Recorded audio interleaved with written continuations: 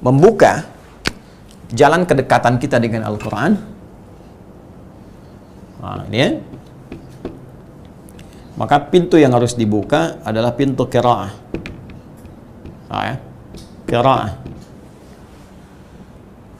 Masdar dari qara'a yaqra'u gitu kan? Qira'atan. Kemudian wa Qur'anan. Ini dari kata qara'a. Dari kata qara'a. Kemudian perintahnya disebut dengan iqra. Ya, iqra.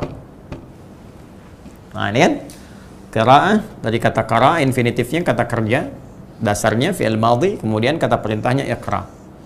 Ya. Ini berlaku bagi semua umat siapapun, ya, di kalangan umat Nabi Muhammad SAW. Jangankan umatnya, Rasul pun, Rasulullah SAW, Sayyidina Muhammad SAW, ya, ketika awal menerima perintah Allah Subhanahu Wa Taala untuk mendekat kepada Al-Quran, untuk menerima wahyu, perintah pembukanya tidak keluar di jalur ini, Iqra. Dengan turunnya Quran surah ke-96 ayat 1 itu. Hanya karena beliau Nabi, Rasul, dan punya fitrah kenabian, kerasulan, maka langsung dibimbing oleh Allah melalui malaikat Jibril. Cara bacanya, kan? Cara memahaminya, dan pembukanya. Ini, Iqra. Iqra bismi rabbikal ladzi khalaq. Ya, bacalah Muhammad SAW, ya, dengan nama Rabbmu yang begitu mudah menciptakanmu, apalagi membimbing engkau bisa mengikuti bacaan. Maka malaikat membimbing bagaimana cara bacanya. Ini yang dibaca alif lam mim. Ini yang dibaca alam. Coba, dulu kan belum ada harakat, ya, saat dituliskan karena sifatnya talaqi, dibacakan. Ya, ini kalau bukan wahyu, bukan firman Allah, buatan manusia, mungkin semua akan sama cara bacanya. Ya, coba kok bisa Al-Baqarah pertama dibaca alam, Ali Imran alif lam mim. Ya, Al-Baqarah ayat pertama alif lam mim, Ali Imran ayat pertamanya alif lam mim. Kok bisa ketika Alam Nashrah dibaca alam, Alam Tara dibaca alam? Kenapa nggak sama-sama alif lam mim? Ini menunjukkan ada firman yang diperintahkan. Nabi mengikuti firman itu. Ya, Nabi mengikuti perintah. Ini dibacanya alif lam mim, ini dibacanya alam, ini dibacanya majriha, dan seterusnya. Maka untuk bisa membaca dengan benar itu, kita harus kembali mengikuti bagaimana Nabi bertalaqi kepada malaikat Jibril. Ya, dan sangat luar biasa. Satu-satunya bacaan yang terjaga, melewati setiap dimensi, waktu dan tempat, berabad-abad, dari cara bacanya, setiap hurufnya, setiap harakatnya, sampai dengan kini dan sampai kapanpun, cuma Al-Quran yang terjaga dan tidak pernah berubah. Ini menunjukkan Al-Quran firman Allah Subhanahu Wa Taala, firman yang sebenar-benarnya, dan bahasanya nggak pernah berubah dari sejak pertama diwahyukan sampai sekarang. Silahkan Anda cek, nggak ada perubahan.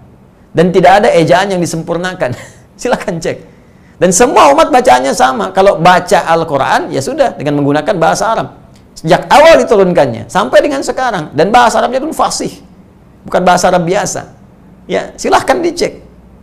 Ya, jadi nggak ada misalnya dibawa ke Eropa jadi Inggris, dibawa ke Jepang jadi bahasa Jepang, dibawa ke Cina jadi bahasa Mandarin, dibawa ke, ya jangankan ke luar negeri, di Indonesia, ya dibawa ke Padang jadi bahasa Padang, dibawa ke Bali jadi bahasa Bali. Al-Quran tidak begitu. Dibawa kemanapun tetap bahasanya serupa, Arab, bacaannya sama. Ketika menjadi bahasa Indonesia, terjemahan. Ketika menjadi penjelasan, tafsir Al-Quran. Ya, itu indahnya. Ini menunjukkan Al-Quran benar-benar firman Allah. Kalau bukan firman, pasti akan mengalami, ya, fitrah-fitrah kemanusiaan. Ya, mengalami karakteristik-karakteristik tabiat kemanusiaan, mengalami penyesuaian yang disempurnakan. Jadi kalau ada kitab suci misalnya mengalami penyempurnaan, ejaan yang disempurnakan, nah itu patut diduga, patut dibandingkan untuk meneliti otentisitasnya, apakah firman Tuhan, firman Allah atau bukan. Secara ilmiah itu bisa didiskusikan. Jelas ya? Nah, jadi teman-teman sekalian, kita kembali ke sini. Nah, inilah tahap pertama. Kita ingin katakan kalau Anda ingin berinteraksi lebih dalam dengan Al-Quran, ingin mengetahui kandungannya, sehingga dengan kandungan itu kita mendapatkan tujuan. Itu esensinya. Ya, jadi bukan sekedar kita untuk membaca, ya, bukan sekedar untuk membaca, tapi membaca itu harus dipahami sebagai pintu untuk menggali segala harta istimewa, harta pedoman kehidupan yang bisa memberikan kebahagiaan hakiki baik di dunia, di barzakh sampai dengan ke akhirat.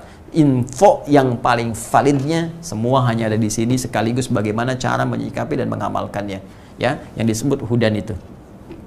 Hudan.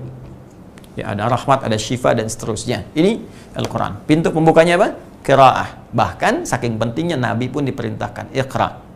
Jelas. Dan dahsyatnya, inilah bedanya Al-Quran dengan bacaan-bacaan lainnya. Ya, untuk membaca saja itu langsung mendapatkan apresiasi tinggi dari Allah Subhanahu wa taala yang disampaikan langsung lewat lisan mulia Nabi Muhammad sallallahu alaihi wasallam. Ya, kalau amalan-amalan biasa di Quran surah ke-6 ayat 160 itu amalannya dinilai 10 setiap selesai menunaikannya. Ya, seperti sholat misalnya. Ya, kita kerjakan sholat. Jadi amalan yang dikerjakan yang mengandung nilai pahala itu disebut hasanah namanya. Ya, disebut apa? Hasanah. Misalnya saya mengerjakan sesuatu terus diniatkan karena Allah, bentuknya bisa ibadah ritual misalnya seperti sholat. Begitu saya sholat, jadi tunaikan sholat itu dapat 10. Nah itu ibadah, pekerjaan dikerjakan punya nilai ibadah dan punya nilai akhiratnya disebut hasanah. Minum, diniatkan karena Allah, bismillah saya niatkan ini untuk memberikan energi untuk ibadah, bismillah diminum. Ketika diminum itu dengan niat ibadah punya nilai 10, namanya apa? Hasanah. Maka Allah berfirman, man jaa bil hasanati falahu asyru amsalihah. Siapa yang mengerjakan satu nilai kebaikan, maka dia bila diniatkan ibadah, maka dicatatkan 10 pahala kebaikannya. 10. Gitu ya? Diberikan berapa? 10 nilainya. Maka itu sering kita berdoa supaya semua kegiatan kita di dunia punya nilai hasanah untuk dibawa hasanah itu ke akhirat. Ya, di Quran surah kedua Al-Baqarah ayat 201. Wa minhum may yaqulu rabbana atina fid dunya hasanah wa fil akhirati hasanah wa qina adzabannar. Dan di antara manusia ada yang memohon meminta kepada Allah supaya dibimbing agar perbuatan dunianya menjadi hasanah dan punya nilai saat kembali kepada Allah di akhirat sehingga bisa terbebas dari jerat-jerat neraka. Baik ya? Nah, nanti ada turunan yang lebih istimewa. Ya, misal tergantung tahapan amal. Kalau sholat, ya semua hamba yang beriman sholat standar semua, mau kaya, mau cukup, mau sakit, mau sehat, ada bimbingan sholatnya dan gak bisa digantikan. Ya, dengan amalan-amalan lain, nggak bisa ditutup sholat dengan puasa, nggak bisa ditutup sholat dengan diganti dengan zakat misalnya, tidak, sholat dan standar semua amalannya, ya itu pokok dasar pondasi, imaduddin dasarnya, ya. Nah, ketika naik dari dasar itu menjadi misalnya ya atapnya, bangunannya, yang lainnya, ya seperti misalnya tambah dengan infak, tambah dengan puasa, maka pahalanya juga meningkat. Ya, karena itu ketika orang sholat dan dia infak, maka naik dari yang standar tadi. Ya, misalnya yang standar 10 ketika infak jadi 700 paling minimal. Ya, Al-Baqarah Quran surah kedua ayat ke-261 misalnya. Matsalul ladzina yunfiquna amwalahum fi sabilillah kamatsali habbatin ambatat sab'a sanabil fi kulli sumbulatin mi'atu habbah. Wallahu yudha'ifu liman yasha' wallahu wasi'un 'alim. Perumpamaan orang-orang infak yang dia niatkan karena Allah di jalan Allah, maka setiap satu yang ia keluarkan itu semisal satu yang menumbuhkan 7 tangkai, setiap tangkai ada 100 benih baru. Jadi 1 kali 7 kali 100, 700 kali lipat paling minimal. Karena Allah belum selesai ya berfirman di ayat itu, seringkali berhenti di situ. Padahal belum selesai firmannya. Lanjutkan. Ya, wallahu yudha'ifu liman yasha, dan Allah berkenan melipat gandakan tanpa batas sesuai dengan keikhlasannya. Di orang-orang yang berhitung diberikan sesuai hitungan. Orang yang tak pernah berhitung, yang penting Allah ridha, maka diberikan dengan tidak terhitung. Wallahu wasi'un alim, dan Allah Maha mengetahui dan Maha luas pemberiannya. Allah Maha luas pemberiannya dan Maha mengetahui siapa yang paling ikhlas dalam beramal itu. Infak 700. Ya, jadi begitu diberikan infak keluar pahala. Al-Qur'an lebih dahsyat lagi. Bukan selesai baca dikasih 10, dikasih 700, tidak. Tapi setiap hurufnya, setiap huruf, man qara'a harfan min kitabillahi falahu asyru hasanat. Siapa yang membaca satu huruf saja dari Al-Quran, dia mendapatkan 10 nilai kebaikan. Anda baru baca Bismillahirrahmanirrahim, ya, jangan dilihat satu ayat yang Bismillahirrahmanirrahim, tapi lihat hurufnya, 19 huruf kalikan 10, 190. Ya. Sekarang Al-Fatihah berapa huruf? Al-Baqarah berapa huruf? Jangan lihat Al-Fatihah 7 ayat, Al-Baqarah misalnya 286 ayat, berapa huruf? Berapa huruf? Kalikan. Ya. Nah, ini dahsyatnya, ini apresiasi tinggi. Jadi kita baru membuka saja, kenapa diapresiasi sedemikian tingginya? Supaya disemangati, dimotivasi. Ya, jadi bukan sekedar mengejar pahala ini, pahala membacanya, bukan sekedar ini. Ingin menunjukkan ada sesuatu yang sangat penting di balik bacaan ini. Saking pentingnya dimotivasi supaya mengejar itu. Supaya mendapatkan itu semua. Ya, ini sangat luar biasa, ada banyak manfaat. Jadi baru baca aja pahala mengalir. Ya, jadi kalau Anda mau hitung-hitungan pahala, cara berpikirnya cari lawannya dosa. Begitu. Ya, dan jangan dilihat dalam kehidupan dunia, nanti di akhirat. Jadi kalau mau merenung, berpikir pasca kehidupan dunia. Ingat wafat, ingat meninggal, ingat pulang. Nah, jadi masalah pahala dosa itu nanti hitungannya akhirat, bukan dunia. Jadi jangan berharap pahala diberikan di dunia, Anda rugi. Kalau habis semua di dunia, di akhirat nggak punya bekal lagi. Masalah pahala itu dunia, akhirat ya. Masalah pahala akhirat. Masalah dunia itu adalah hanya bekal-bekal kehidupan untuk mencari pahala itu supaya kita punya bekal saat pulang dan keberkahannya.